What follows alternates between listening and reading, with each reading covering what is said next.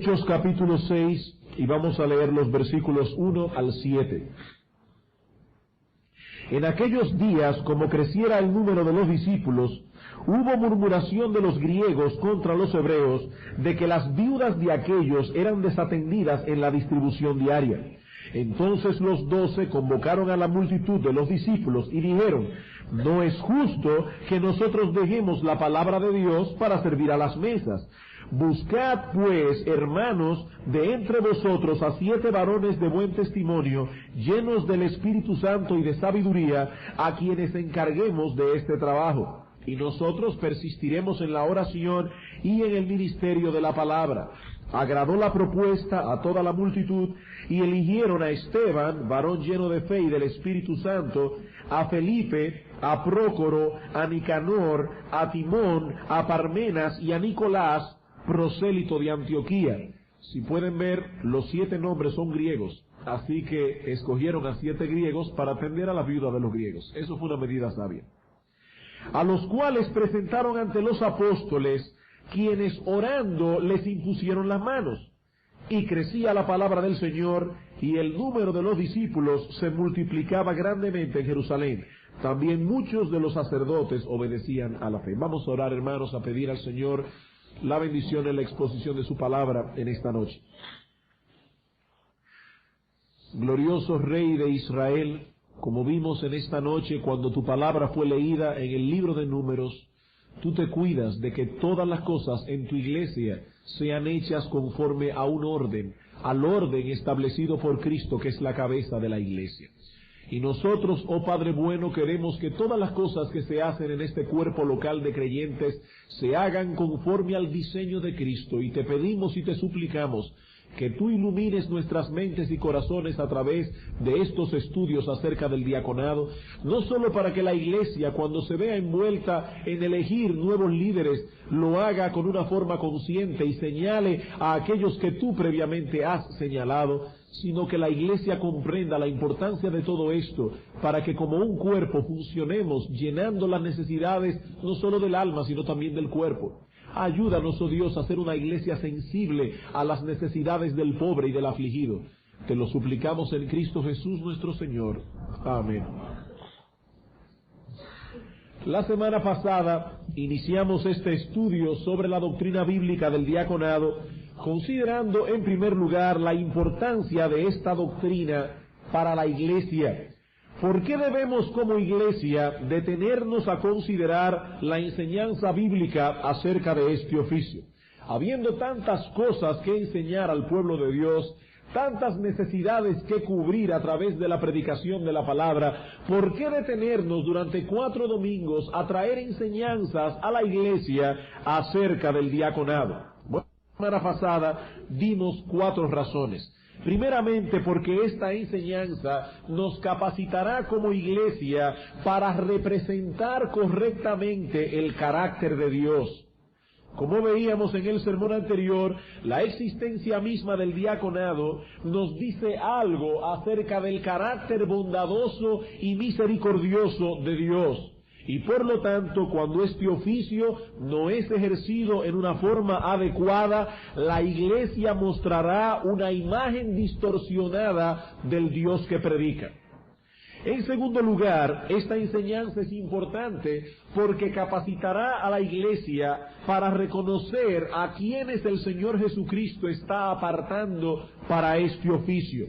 Esto es de particular importancia para nosotros en la presente situación, ya que muy pronto estaremos envueltos en el proceso de elegir nuevos diáconos. Hermanos, no es un secreto que la iglesia sigue creciendo, más almas están siendo añadidas al Señor, eso es una bendición, nos alegramos de esto, pero lo cierto es que nuestros diáconos no dan abasto, y muy pronto tendremos que envolvernos en la elección de nuevos diáconos, y por lo tanto esta enseñanza es muy pertinente para nosotros como iglesia en este momento particular de nuestra historia. En tercer lugar, esta enseñanza es importante porque capacitará a la iglesia para corregir algunos conceptos erróneos acerca del diaconado. Y sobre todo, hermanos, sobre todo, el error de pensar que el oficio del diácono es menos espiritual que el oficio del pastor. Que el oficio del diácono es algo que está bien si lo tenemos, pero que podemos pasarla bien como iglesia si no lo tenemos. No, hermanos, es esta visión errónea del ministerio diaconal la que ha guiado a muchas iglesias a colocar en el oficio del diácono hombres que no poseen discernimiento espiritual solo por el hecho de que han descollado en sus negocios o simplemente por ser muy activos en la iglesia.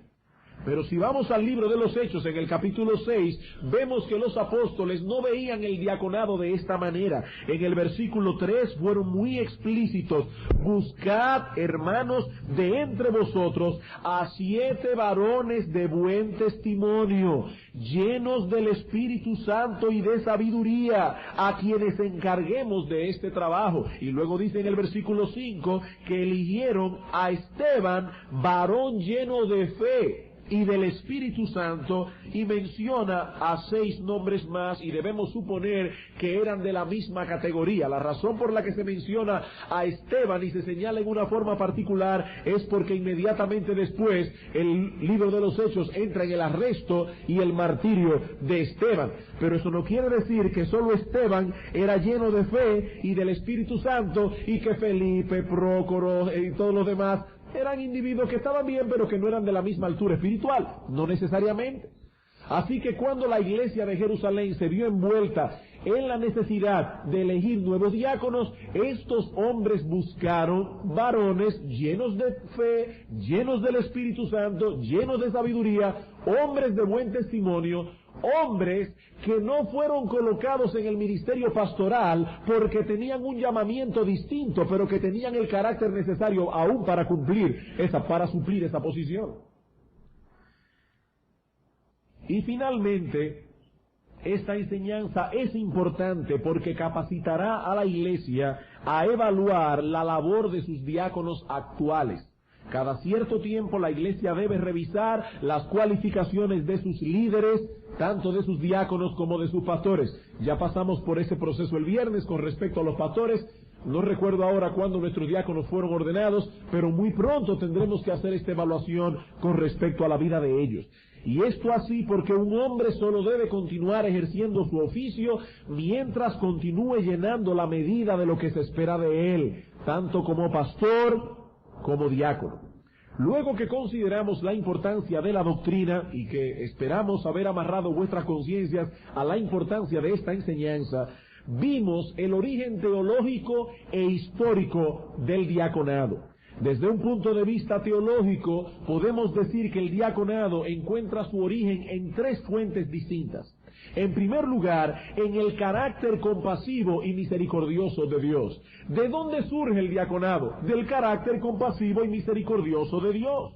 Dios se deleita en hacer bien a su creación, Salmo 104, y de manera particular a su pueblo. Y el diácono es aquel que en el nombre de Cristo hace bien al necesitado y afligido. Y en ese sentido, el diaconado se diferencia de cualquier otro tipo de institución de beneficencia. Nosotros hacemos las cosas en el nombre de Cristo, por amor a Cristo, para la gloria de Cristo.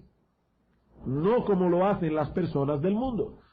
Como citábamos la vez pasada, un siervo de Dios dijo que el diaconado es una expresión tangible del amor y la bondad de Dios. Nuestro Dios está comprometido en proveer para todas nuestras necesidades. Él es el Dios del afligido y del necesitado, y por eso Dios ha instituido el diaconado en la iglesia.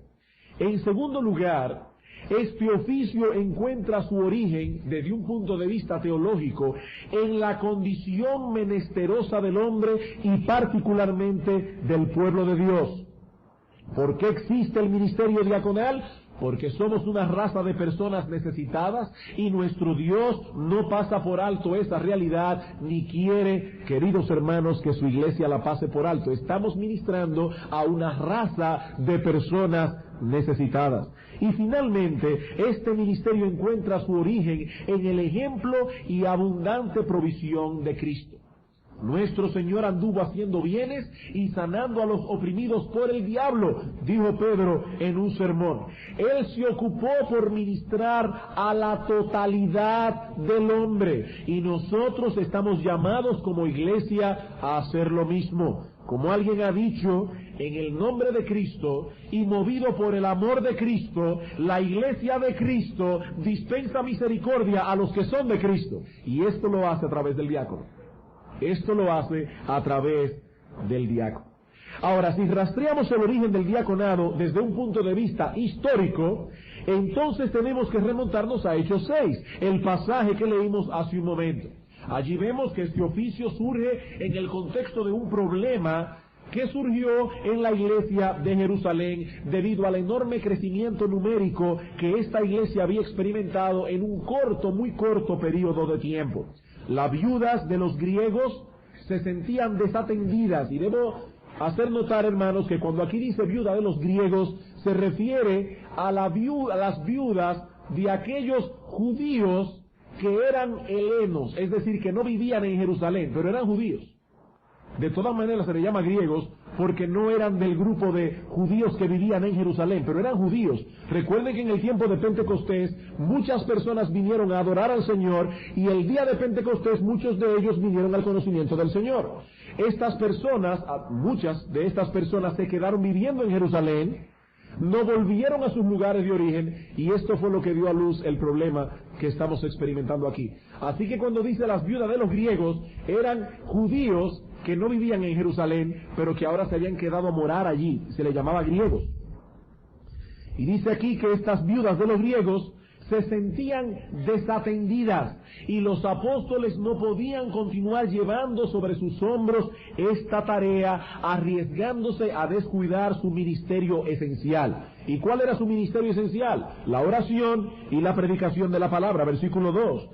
Entonces los 12 convocaron a la multitud de los discípulos y dijeron: no es justo, no es apropiado que nosotros dejemos la palabra de Dios para servir a las mesas.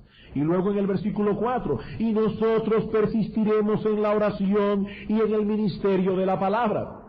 Hermanos, ¿cuál fue la consecuencia de haber establecido este oficio en la iglesia? Que los apóstoles pudieron dedicarse a lo que ellos tenían que dedicarse, y los frutos lo vemos en el versículo 7. Crecía la palabra del Señor y el número de los discípulos se multiplicaba grandemente en Jerusalén. Aún muchos de los sacerdotes obedecían a la fe. Una de las tareas más difíciles que tienen los pastores en el ejercicio de su ministerio es la de hacer un uso sabio de su tiempo, de tal manera que puedan atender a las diversas necesidades del rebaño, pero manteniendo un balance adecuado en cuanto al tiempo que ellos dedican al cuidado de su propia alma, al cuidado de su familia, a la oración por la iglesia y sobre todo al estudio de la palabra para dar un alimento adecuado a la congregación. Al leer el capítulo 6 de Hechos vemos que los apóstoles no estuvieron dispuestos a dejarse manejar por las diversas presiones que venían sobre ellos por causa de las necesidades de la gente. Los apóstoles, como buenos pastores, se manejaron por principios. No podemos descuidar el ministerio de la palabra de Dios. Ahora noten que tampoco descuidaron las necesidades de la gente. Ellos buscaron una alternativa. Las viudas debían ser atendidas, lo mismo que los pobres en general, porque nuestro Dios es el Dios del pobre y del necesitado. Y es en el contexto de este conflicto que la cabeza de la iglesia, que es Cristo, guió a los apóstoles a dar ciertas directrices al pueblo de Dios, las cuales marcaron el inicio de este ministerio diaconal en la iglesia. Y debo decir, hermanos, que este ministerio no surgió como algo temporal, como una medida de emergencia que fue útil en un momento histórico en la iglesia de Jerusalén y nada más. No, hermanos, el diaconado es un ministerio de carácter permanente en la iglesia. Y eso podemos verlo claramente a través de varios argumentos. Por un lado, la tarea para la cual fueron llamados aquellos hombres que fueron designados en la iglesia de Jerusalén, la tarea que ellos se suponen que iban a hacer nunca cesará. Nunca cesará. Cristo dijo en una ocasión: a los pobres siempre los tendréis con vosotros. Siempre habrán pobres, y por lo tanto siempre deben haber diáconos. Esas palabras son una especie de paráfrasis de lo que está escrito en Deuteronomio 15:11. Porque no faltarán menesterosos en medio de la tierra. Por eso yo te mando diciendo: abrirás tu mano a tu hermano, al pobre y al menesteroso en tu tierra. Y eso de paso nos enseña, queridos hermanos, que es la voluntad de Cristo que en medio de su pueblo hayan ricos y pobres. Y es la voluntad de Cristo que estos interactúen ayudándose mutuamente. Ayudándose mutuamente. Hermanos, no es la voluntad de Cristo que haya una iglesia para ricos aquí, que haya una iglesia para pobres allí. No, hermanos, esa no es la voluntad de Cristo. Como no es la voluntad de Cristo que en medio de una gran iglesia hayan al mismo tiempo dos iglesias. Los ricos se reúnen solamente con los ricos, los pobres se reúnen únicamente con los pobres. No, esa no es la voluntad del Señor. Cristo dice aquí: nunca faltarán pobres en medio vuestro. ¿Cuál es la directriz? Por eso yo te mando diciendo: abrirás tu mano a tu hermano, al pobre y al menesteroso en tu tierra. Pero ¿cómo podemos hacerle bien al pobre? ¿Cómo podemos conocer la necesidad particular de un hermano pobre en la iglesia si los ricos solo se juntan con los ricos y los pobres solo se juntan con los pobres? Si hay una pared de división por causas sociales, hermanos, eso no puede ser así. Cuando en una iglesia se levanta esa pared y los ricos cogen por su lado y los pobres cogen por el suyo, hermanos, esa iglesia ya está pronta a ser destruida. Cristo retirará su candelero de una iglesia así. Ahora, noten que dije hace un momento, es la voluntad de Cristo no solo que haya pobres y ricos dentro de la misma iglesia y que interactúen, sino que se ayuden mutuamente. Alguien esperaría que yo dijera, bueno, que los ricos ayuden a los pobres. No. Somos hermanos, y si bien es cierto que los ricos pueden tener algunos, o tienen de hecho, bienes materiales que los pobres no tienen, y pueden suplir y deben suplir esas necesidades materiales de los pobres, seguramente hay dones, talentos y ciertas cosas que Cristo reparte a todos en la iglesia, incluyendo a los pobres, a través de los cuales los ricos pueden ser beneficiados. Y yo sé que hay hermanos aquí que pueden dar testimonio de cómo algunos hermanos bien humildes en la iglesia, humildes en el sentido material, han sido instrumentos en las manos de Dios para bendecir sus almas. Es la voluntad de Cristo que nos ayudemos mutuamente en ese sentido. Por otra parte, la razón por la cual este oficio fue instituido tampoco cesará. Hemos dicho, la tarea del diácono nunca cesará porque siempre habrán pobres en la iglesia. Pero ahora estamos diciendo que la razón por la cual este oficio fue instituido tampoco cesará. ¿Y cuál es esa razón? Que los pastores no son suficientes para encargarse de las tareas propias del ministerio pastoral, a la vez que se encargan de este ministerio de misericordia. Siempre la mies es mucha y los pastores son pocos. Así que si la razón por la cual fue instituido el ministerio diaconal es porque los pastores no podían hacer esa labor de misericordia, hermanos, esa razón sigue vigente al día de hoy y por lo tanto necesitamos diáconos. Si alguien todavía no está convencido, vaya a Filipenses capítulo 1, versículo 1, una iglesia distinta a la iglesia de Jerusalén. ¿Y qué encontrará allí? Pablo, apóstol de Jesucristo por la voluntad de Dios, a los santos y fieles en Cristo Jesús que están en Filipos, con sus obispos y diáconos. Obispos y diáconos, estos son los dos líderes que deben haber, los dos grupos de líderes que deben haber en la iglesia. ¿Todavía no está convencido? Vaya a 1 Timoteo capítulo 3, en la carta pastoral, donde Pablo dice, los pastores, obispos, ancianos, deben tener estas características, y los diáconos, versículo 8 al 12, deben tener estas otras. Hermanos, el ministerio diaconal es un ministerio permanente en la iglesia de Cristo. Mientras haya iglesia en el mundo, debe haber pastores y diáconos que lideren en ella.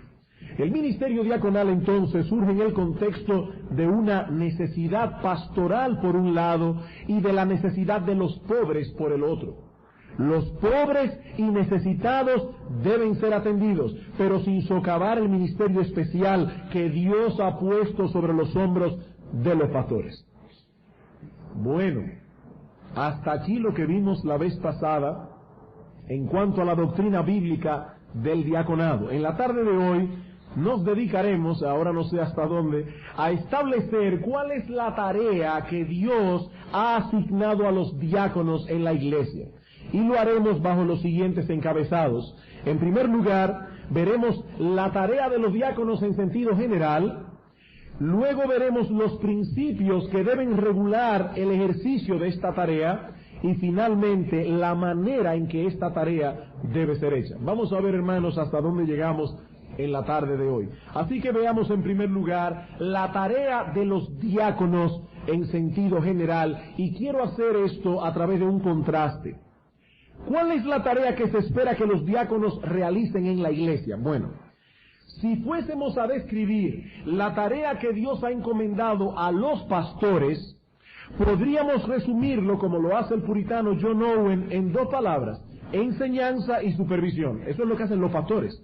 Enseñanza y supervisión. Ellos enseñan la palabra de Dios y luego supervisan a las ovejas con el fin de asegurarse de que éstas han entendido y están aplicando lo que se les ha enseñado.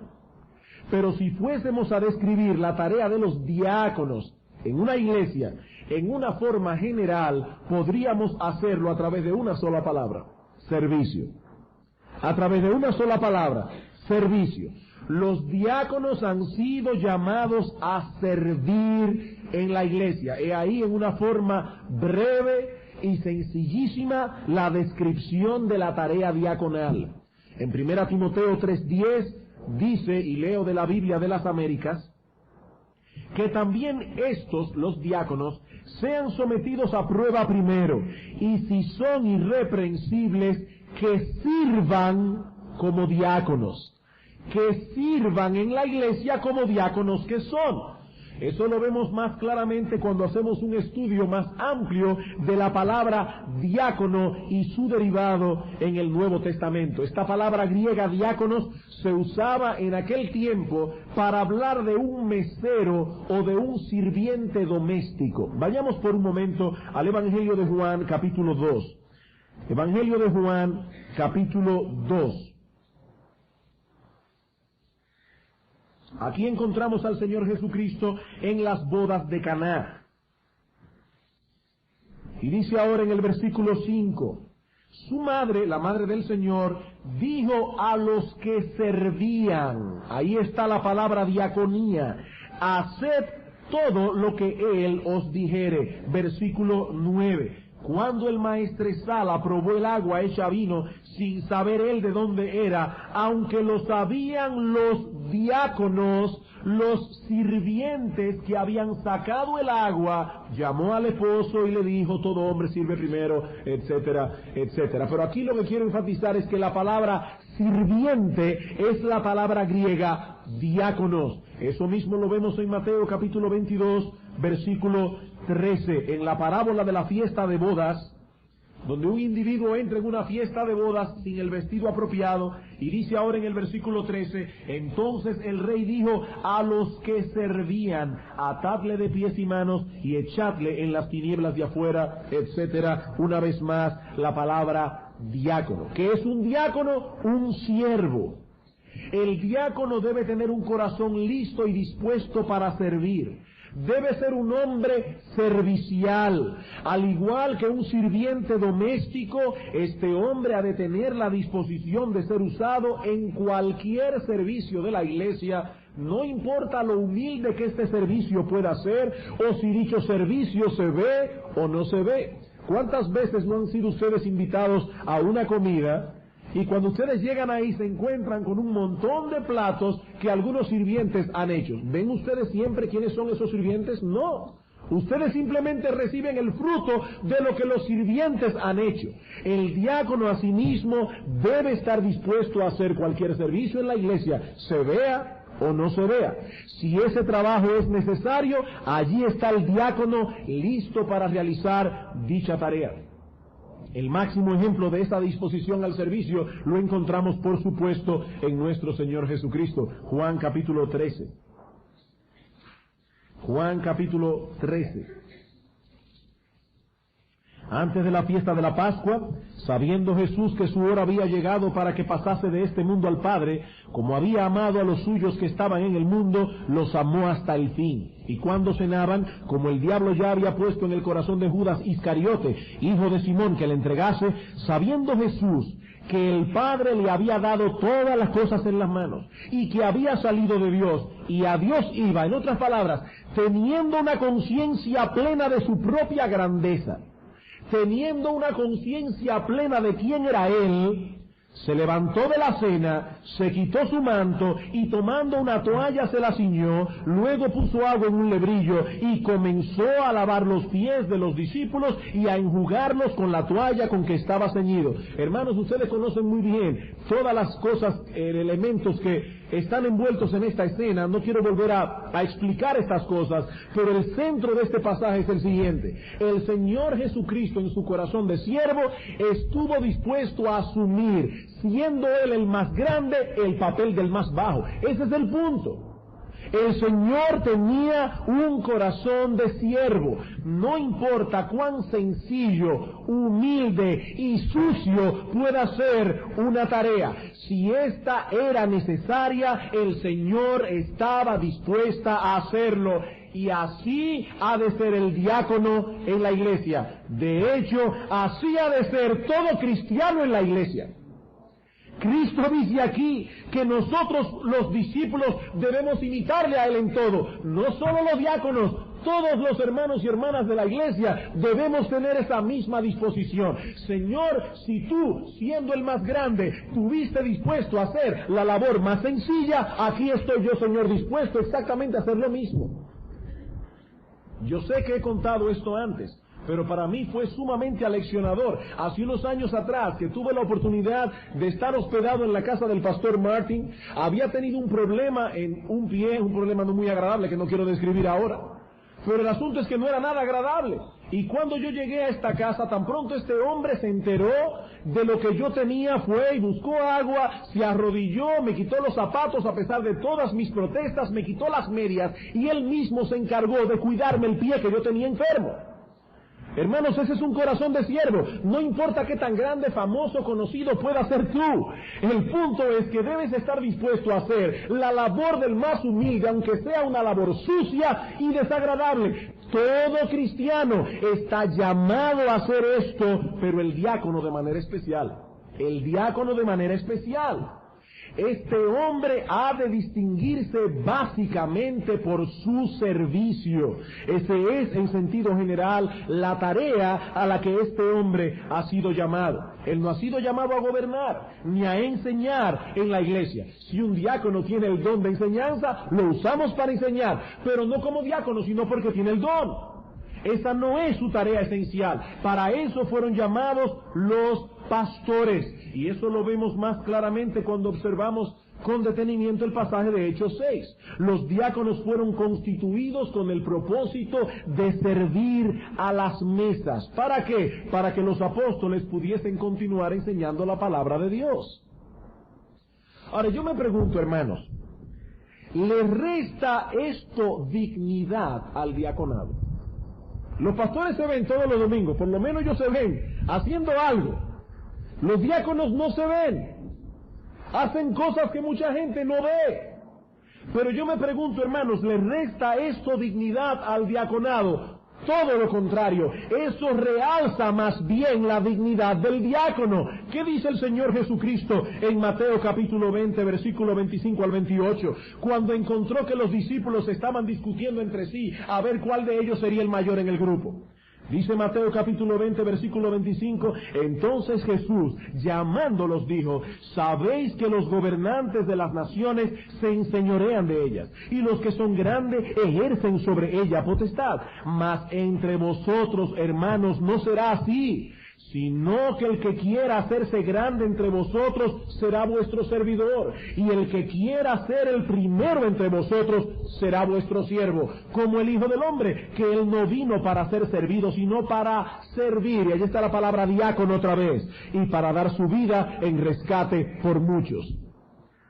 Hermanos, de acuerdo a esta regla que se aplica en el reino de Cristo, ¿qué tiene más dignidad? ¿Qué tiene más dignidad? ¿El hecho de que el ministerio diaconal sea un ministerio de servicio rebaja su dignidad? No, hermanos. De acuerdo a esta tabla de evaluación, eso más bien aumenta su dignidad. He aquí entonces una descripción general de la tarea que Dios ha asignado a los diáconos en la iglesia. Ellos deben servir. Ahora bien, veamos en segundo lugar los principios que regulan este servicio.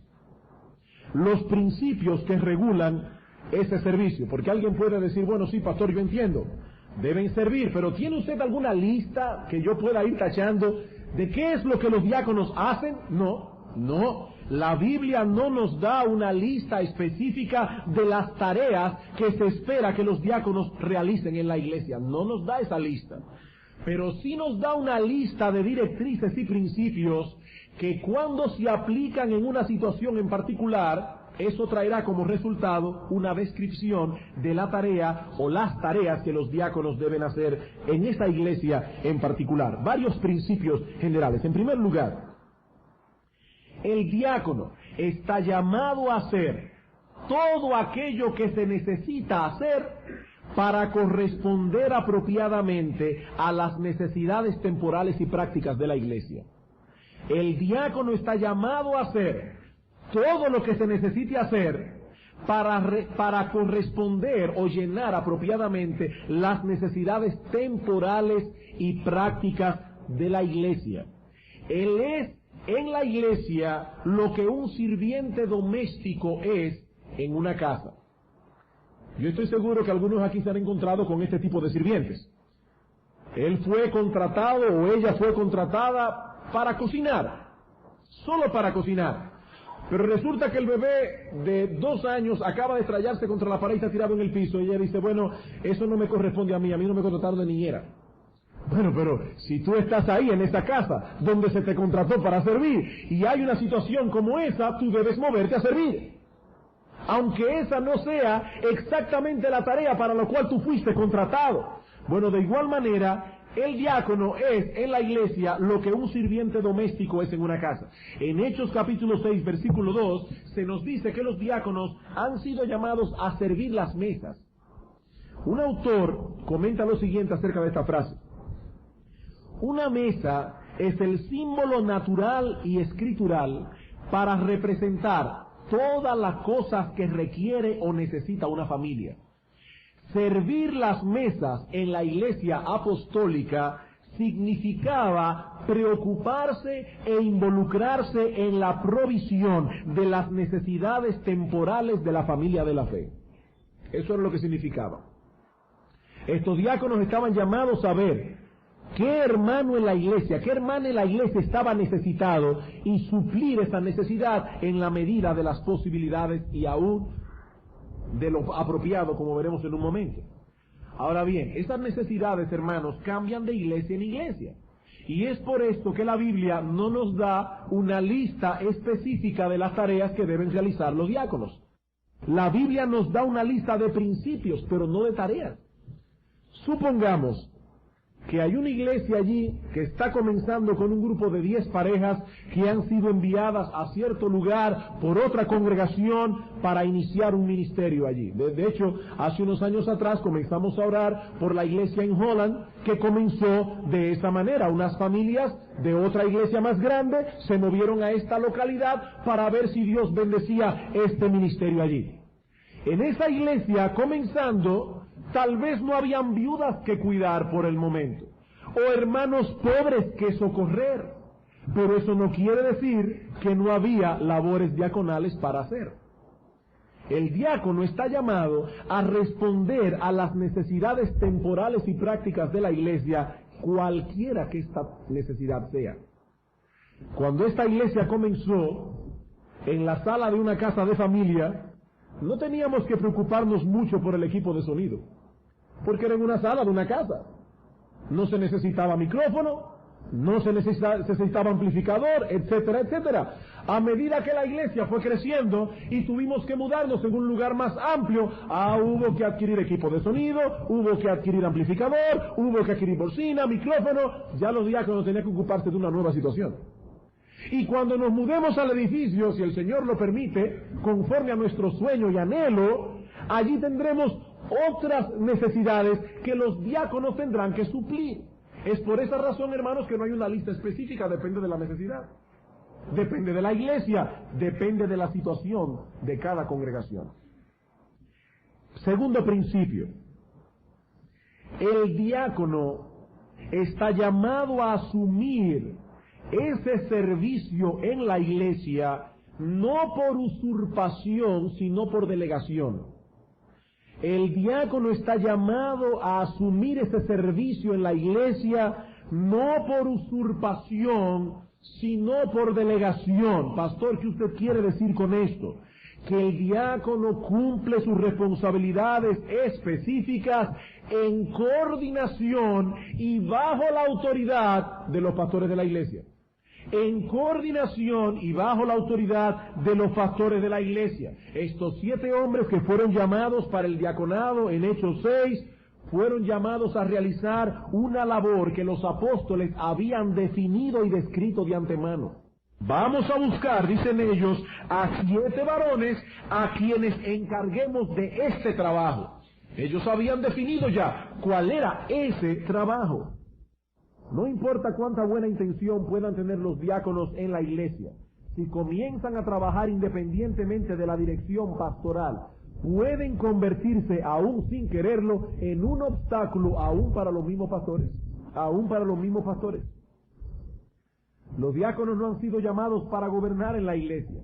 Para eso fueron colocados los pastores. Ahora, esto no significa que los diáconos deben quedarse callados cuando ven que algo no anda bien en la iglesia y esperar que los pastores lo vean y esperar que los pastores resuelvan. No. Los diáconos deben ser una ayuda para los pastores en ese sentido. Ellos deben ir a los pastores.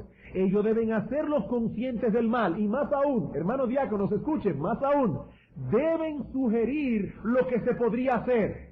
Hermanos pastores, como han venido algunos, allí detrás, a veces hay un poco de desorden durante el culto por la situación que tenemos en este momento. ¿Qué podemos hacer? Bueno, miren, nosotros sugerimos que se haga esto, que se haga esto, que se haga lo otro. Los diáconos deben estar viendo lo que nosotros a veces no vemos. A veces se enteran de cosas de las cuales nosotros no nos enteramos. A veces saben de la necesidad de un hermano tal o cual que nosotros no conocemos. Los diáconos deben venir a nosotros. Deben sugerir lo que se debe hacer, pero entonces deben esperar que los pastores tomen una decisión. Como decíamos el domingo pasado, en algunas iglesias los diáconos se han convertido en una pesadilla para los pastores. Se han convertido en una isla de poder precisamente por no entender este principio. Ellos manejan los fondos de la iglesia en total independencia de la dirección pastoral, pero ese no es el patrón que encontramos en el Nuevo Testamento. Hechos capítulo 11.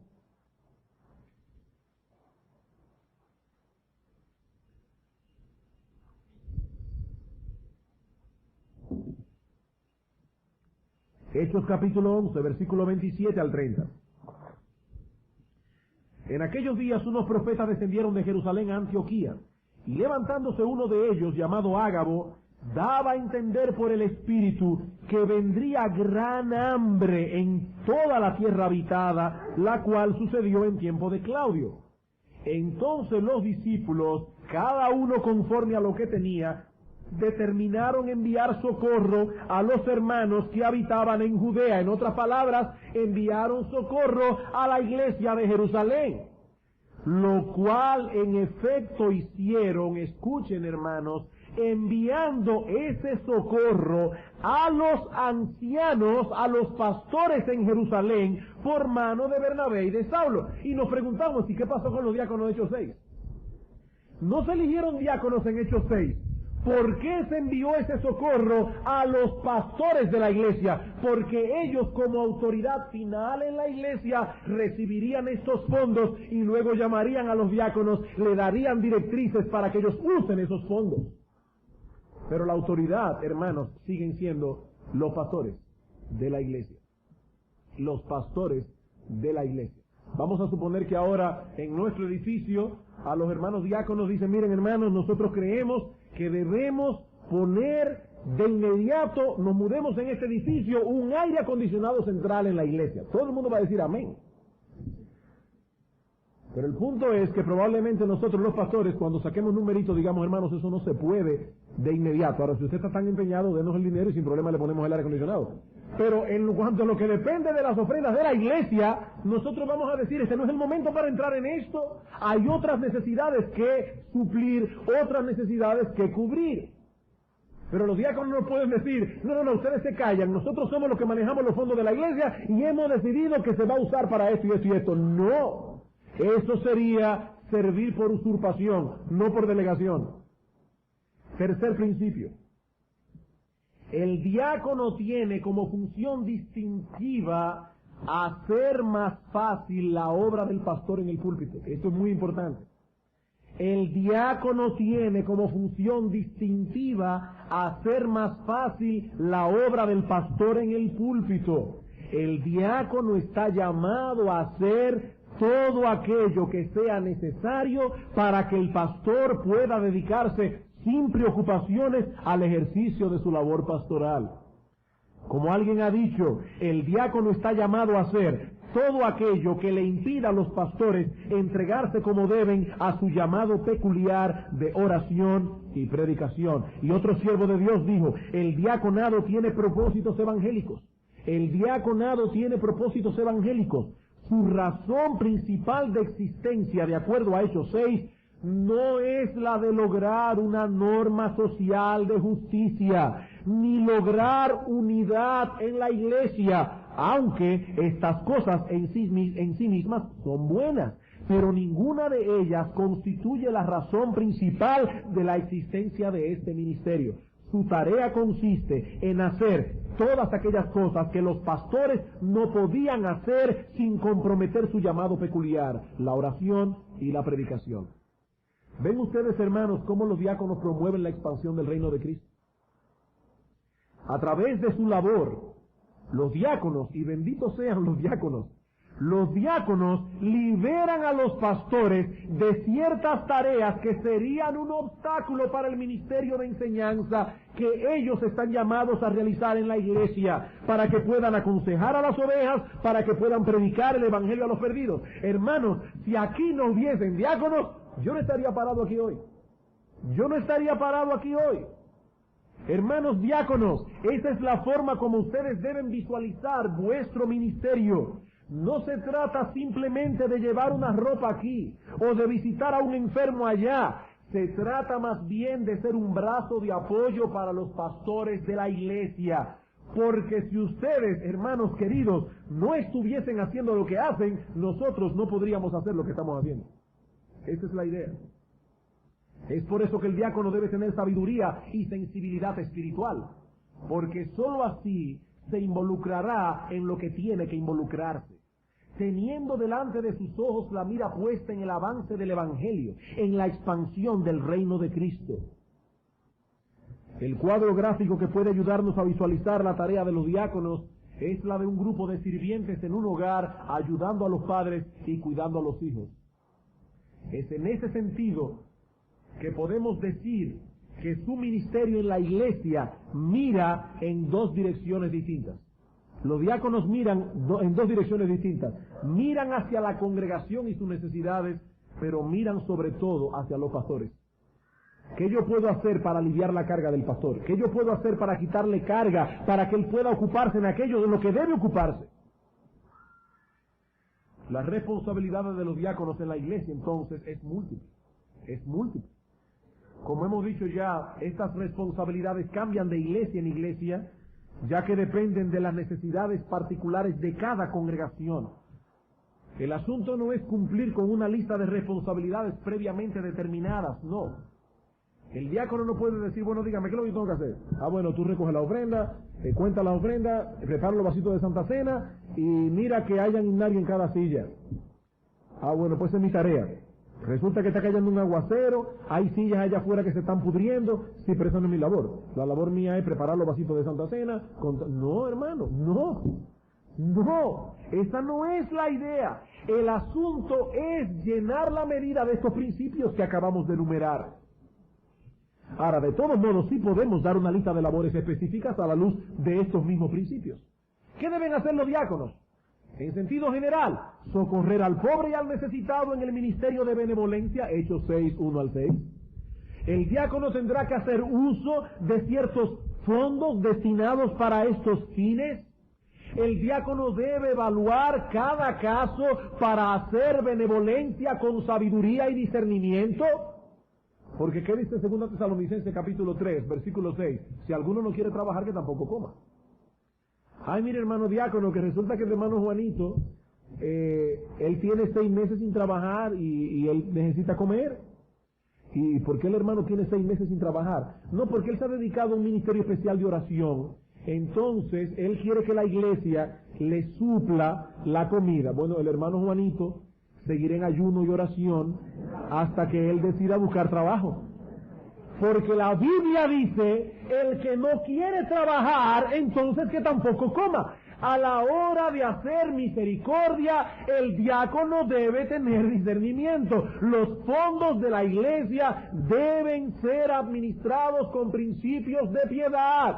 Aún en aquella lista de viudas que menciona Pablo en 1 Timoteo capítulo 5, versículos 9 al 10, dice, sea puesta en la lista de esas viudas únicamente aquellas hermanas que cumplen este requisito. Hermanos, hay que hacer misericordia con sabiduría. La iglesia no debe promover la irresponsabilidad. La iglesia no debe promover la pereza. La iglesia no está llamada a ser un centro de beneficencia para vagos. Y los diáconos en este sentido deben ir donde Juanito y decirle, hermano, mire, ore caminando para su trabajo, haga lo que usted quiera, pero usted tiene que trabajar.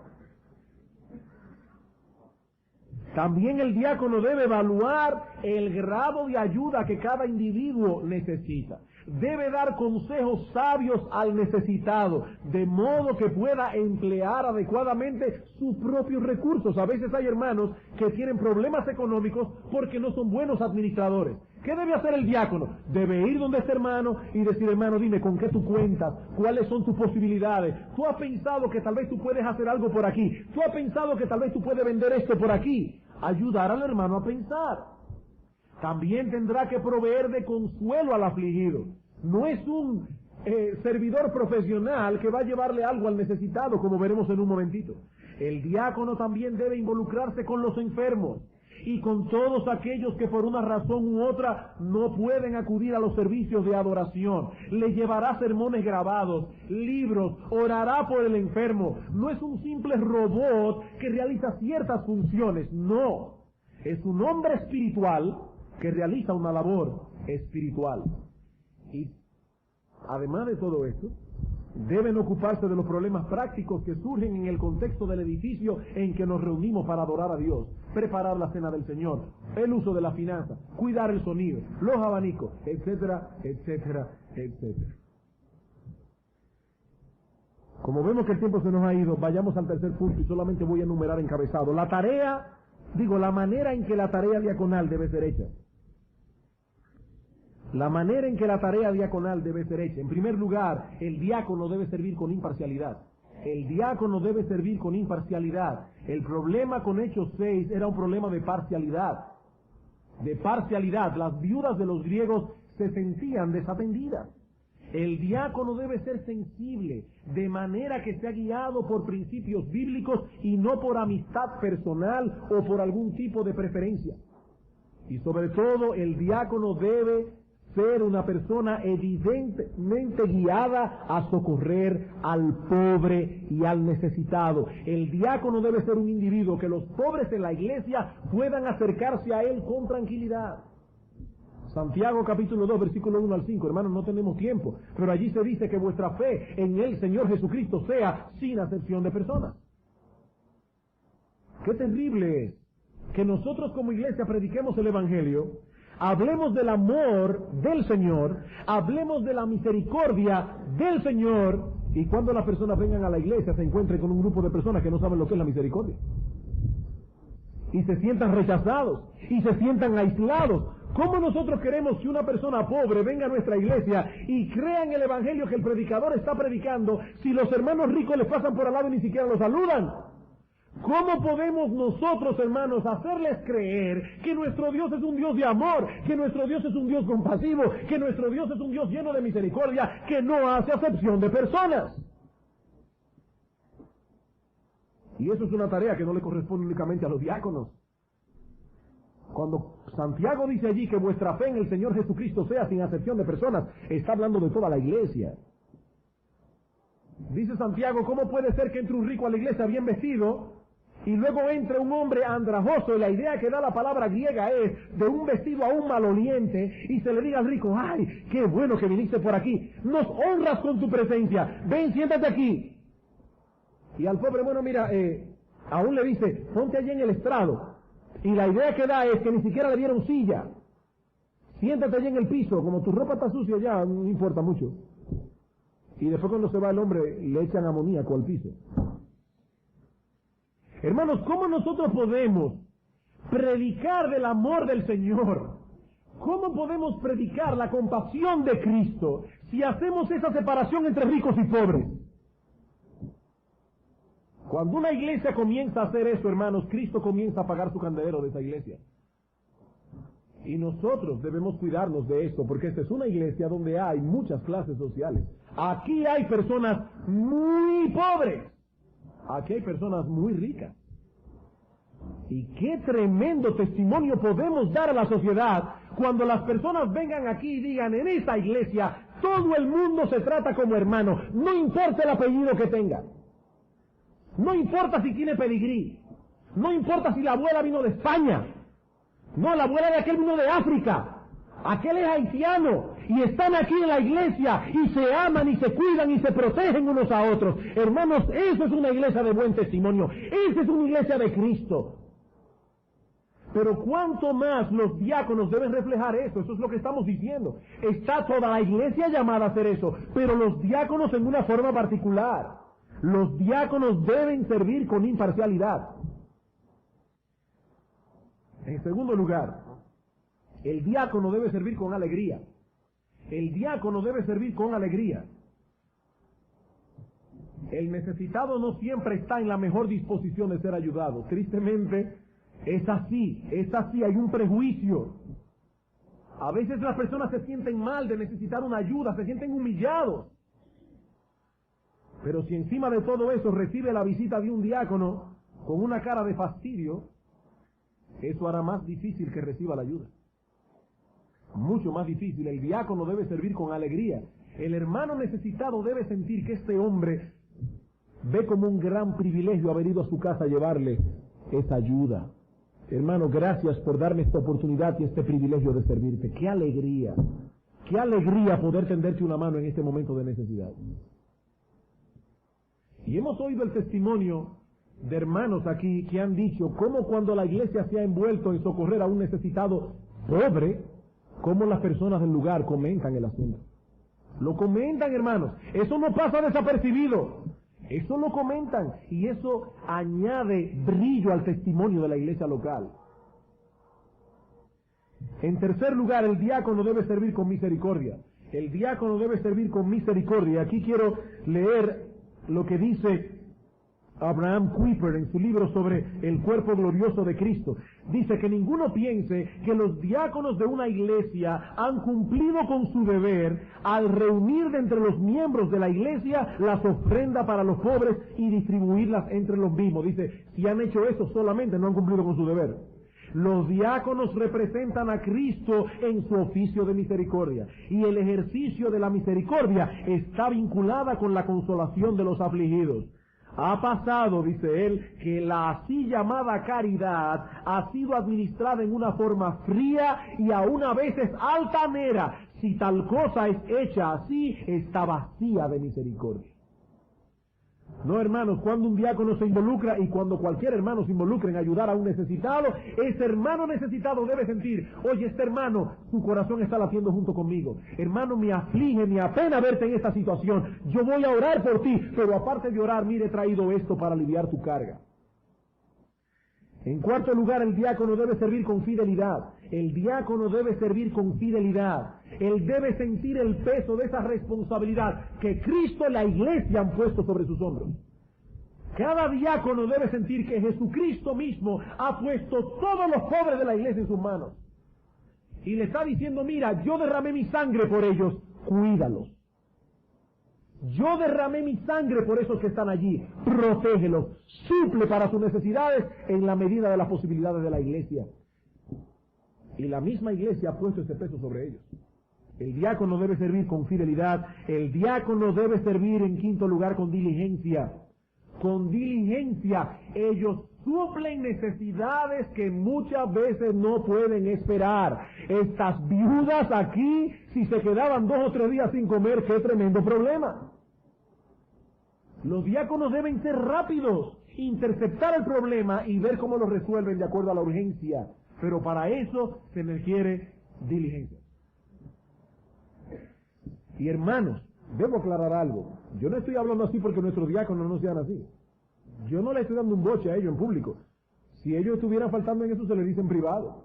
Pero aquí estamos hablando para toda la iglesia porque muy pronto otros diáconos vendrán al servicio y deben entender a qué están entrando. ¿A qué están entrando? Así que nadie piense, parece que pasó algo, el pastor. No, aquí no ha pasado nada. Estamos simplemente trayendo el material bíblico porque nos sirve de amonestación a todos nosotros como iglesia. A todos nosotros. Conclusión. Como hemos podido ver, hermanos, la tarea diaconal no solo es amplia, sino también de suprema importancia para que la iglesia de Cristo pueda dar un testimonio consistente con el evangelio que defiende y predica. Y luego de haber dado un vistazo general a la labor de los diáconos, solo me resta decir 3 cosas a la iglesia a modo de conclusión. Primero, hermanos, urgirles a orar continuamente por estos hombres. Porque para esta cosa, ¿quién es suficiente? Cuando uno oye lo que el diácono debe hacer en la iglesia, uno dice, ¿y cómo? ¿Cómo lo hacen? ¿Cómo pueden estar al tanto de todas estas cosas? Hermanos, queremos urgirlos a que aprecien sus diáconos y a que oren por ellos. Continuamente. Señor, capacítalos, Señor, dales fuerza, dales sabiduría, dales discernimiento, dales corazón, dales compasión, dales misericordia. Esas son gracias que vienen del Espíritu Santo. Porque los diáconos también tienen sus propios problemas. Y debemos pedir al Señor que les dé la gracia para salir de ellos mismos y velar por la congregación. En segundo lugar, quisiera urgirles en esta noche a que oren por más diáconos. A que oren por más diáconos. Esta es la razón por la cual nos estamos involucrando como iglesia en la selección de nuevos diáconos. Nuestros diáconos no dan abasto. Es una iglesia muy grande. Hermanos, aquí hay muchos pobres que atender, muchos necesitados que atender y cosas que no tienen que ver solo con los necesitados. Ya este edificio está un poco viejito. Hay muchas instalaciones que se han hecho aquí que no funcionan bien.